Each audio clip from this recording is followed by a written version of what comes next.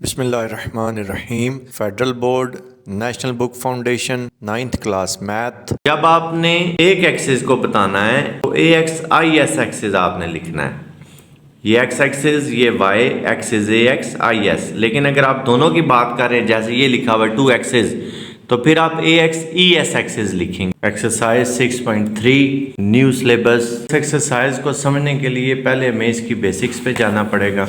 पहले तो हमें पता होना चाहिए जनरल एंगल हम किस एंगल को बोलते हैं। तो आसान सी चीज़ है कि कार्टेशियन कोऑर्डिनेट सिस्टम है, उसमें जब आप कोई एंगल ड्रा करेंगे तो एंगल के लिए हमें 2 रेस चाहिए होती हैं। एक रे को हम इनिशियल रे कहते हैं और एक रे को हम टर्मिनल रे कहते हैं। अब जैसे ये मैंने जो एंगल ड्रा किया है, इसमें ये रे इनिशियल है और ये टर्मिनल है। क्योंकि एंगल मैंने इस तरह ड्रा किया, बस एंगल की डायरेक्शन ये है, तो जहाँ से एंगल आप ऐसे कह लें स्टार्ट हो रहा है वो इनिशियल रे और दूसरी टर्मिनल रे। तो इनिशियल रे का पॉजिटिव एक्स एक्सिस पे लाई करना ज़रूरी है। जनरल एंगल के लिए इनिशियल रे का पॉजिटिव एक्स एक्सिस पे लाई करना ज़रूरी है।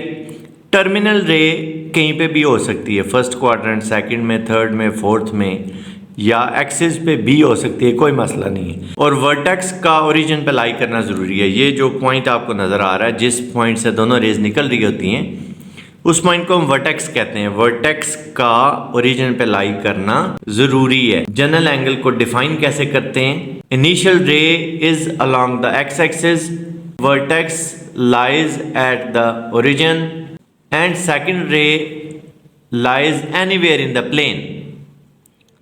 Such kind of angle is called general angle.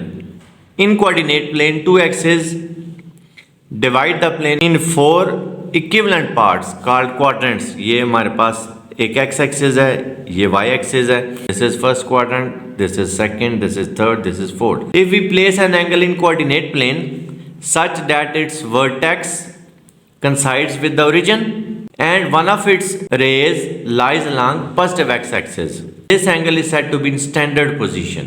The ray along OX is called initial ray and second ray in the plane is called terminal ray. Such an angle is called general angle.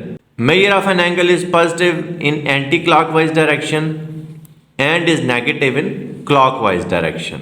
In this figure, 2 angles in standard position are drawn. 2 angles having same terminal ray in standard position are called coterminal angles. अब coterminal angles क्या है, मैं आपको आसान लफ्ज़ों में बात बता देता हूँ। फ़र्ज़ करते हैं हमने यहाँ पे 30 डिग्री का एक एंगल ड्रा किया है, तो इस टर्मिनल रे को आप यहाँ से घुमाना शुरू करें, घुमा के वापस यहाँ पे आ जाएं, तो एक और एंगल बन जाएगा। यानी कि इस एंगल में हमने 360 डिग्री ऐड कर दी है। अब जो एंगल बन गया है वो एंगल बन गया है 390 डिग्री का। तो 30 डिग्री और 390 डिग्री ये दोनों एंगल्स कोटर्मिनल एंगल्स कहलाते हैं। एक और 360 आप ऐड कर लें तब भी कोई मसला नहीं है, जितने मर्जी 360 ऐड करते जाएं। बस जब आप एक और 360 ऐड करेंगे तो उसका मतलब होगा आपने 720 ऐड किए। एक और 360 ऐड करने का मतलब कि आपने एक और रोटेशन यहाँ पे ड्रा की, ये तो ये बन गया 750 का। ये कोटर्मिनल एंगल्स कहलाते हैं। 30 डिग्री, 390 डिग्री, 750 डिग्री। आसान लफ्ज़ों में आप ऐसे कह लें, आप किसी एंगल में अगर 360 ऐड करते हैं तो वो उसी एंगल का कोटर्मिनल एंगल आ जाता है। जितने भी 360 ऐड करेंगे वो सारे के सारे एंगल उस एंगल के कोटर्मिनल एंगल्स कहलाएंगे। उसको हम जनरली ऐसे लिखते हैं, theta is equal to theta plus 2k pi, where k belongs to integers. या आप ऐसे भी लिख सकते हैं, theta is equal to theta plus 360 times k, where k belongs to integers. यानी कि यहाँ पे आप इंटीजर्स पुट करते जाएं, कोई फ़र्क नहीं पड़ेगा। 1 टाइम्स 360, 2 टाइम्स 360, 3 टाइम्स 360, तो आपके पास वही थीटा ही रहेगा। और एक और बात भी आपको बता दूं, जैसे साइन 30 की वैल्यू होती है हाफ, ये कहाँ से आया ये आगे मैं चल के आपको बताता हूँ, प्रूव भी करते हैं हम इंशाल्लाह इसका। तो साइन 30 अगर हाफ है तो 30 प्लस 360 इट्स मीन साइन 390 वो भी हाफ होगा। Draw general angle whose measure is greater than 360. We subtract any multiple of 360 from its value and try to find a value less than 360। अब ये क्या बात हो रही है, ये बात ये हो रही है, फर्ज करते हैं वो हमें कह रहा है साइन 390 की आप वैल्यू फाइंड करें। तो 390 क्योंकि ग्रेटर देन 360 है तो आप इसमें से 360 माइनस कर देंगे। तो जब 390 में से हम 360 माइनस करेंगे तो हमारे पास क्या आ जाएगा 30। मतलब ये साइन 390 नहीं लिखा हुआ, ये एक्चुअली साइन 30 लिखा हुआ है। तो जो वैल्यू साइन 30 की होगी वही वैल्यू साइन 390 की होगी। In general two angles are coterminal if their measures differ by some multiple of 360। ये बेस्ट डेफिनेशन है। Two angles are coterminal if their measure differ by some multiple of 360। For example, to draw an angle of 390 we first find 390 minus 360 which is 30। Then draw 30 degree in anticlockwise direction. क्योंकि positive आया हुआ तो positive में हमने anti clockwise draw करना होता है।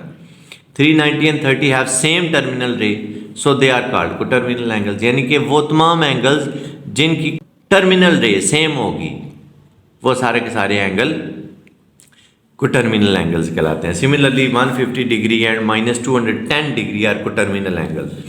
Quadrantal angles का मैं आपको पहले वाली वीडियो में बता चुका हूँ, पर शॉर्टकट दोबारा बता देता हूँ कि जो एंगल एक्स एक्सिस या वाई एक्सिस पे लाई कर रहे होते हैं उन एंगल्स को हम क्वाड्रेंटल एंगल्स कहते हैं। If terminal ray of an angle is in standard position coincides with any of the axes is called quadrantal angle।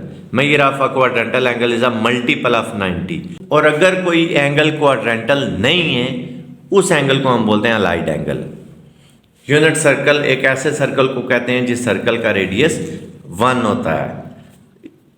अब ये जैसे आपको नज़र आ रहा होगा ओ से तक जो डिस्टेंस है ये 1 है क्योंकि रेडियस है। इस पॉइंट से इस पॉइंट तक यानी कि ओ से बी तक का जो डिस्टेंस है वो भी 1 है। इस पॉइंट से इस पॉइंट तक का डिस्टेंस भी 1 है, इस पॉइंट से इस पॉइंट तक का डिस्टेंस भी 1 है। नेक्स्ट है trigonometric ratios. Ratio between any two sides of a right angle triangle is called trigonometric ratio. तो 3 ही साइड्स होती हैं टोटल हर ट्राइंगल में। जो 90 डिग्री के सामने वाली साइड होती है इसको हाइपोटेन्यूज बोलते हैं। बाकी ये 2 एंगल्स बच गए। इनमें से जिसको आप कंसीडर कर रहे हैं यानी कि जिसको आप थीटा कह रहे हैं उसके सामने वाली जो साइड होगी उसको हम परपेंडिकुलर कहेंगे। और जो साइड बच जाएगी या आप ऐसे भी कह सकते हैं वो साइड जिसमें 90 डिग्री और थीटा डिग्री दोनों लाई कर रहे होंगे उस साइड को हम बेस कहेंगे। तो साइन थीटा हमारे पास होगा परपेंडिकुलर ओवर हाइपोटेन्यूज। परपेंडिकुलर और हाइपोटेन्यूज में जो रेशियो है उसको हम साइन थीटा कहते हैं। कॉस थीटा होता है बेस और हाइपोटेन्यूज में जो रेशियो होती है cos theta is equal to base over hypotenuse.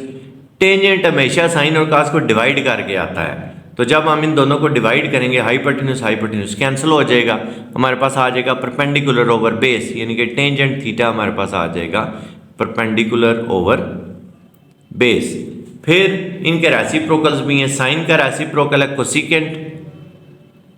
तो अगर साइन परपेंडिकुलर ओवर हाइपोटेन्यूज है तो रेसिप्रोकल क्या हो जाएगा hypotenuse over perpendicular. Similarly cos का रेसिप्रोकल है सीकेंट। तो अगर कॉस बेस ओवर हाइपोटेन्यूज है तो सीकेंट क्या हो जाएगा हाइपोटेन्यूज ओवर बेस। टेंजेंट का रेसिप्रोकल है कोटेंजेंट। तो टेंजेंट अगर परपेंडिकुलर ओवर बेस है तो कोटेंजेंट क्या आ जाएगा बेस ओवर परपेंडिकुलर।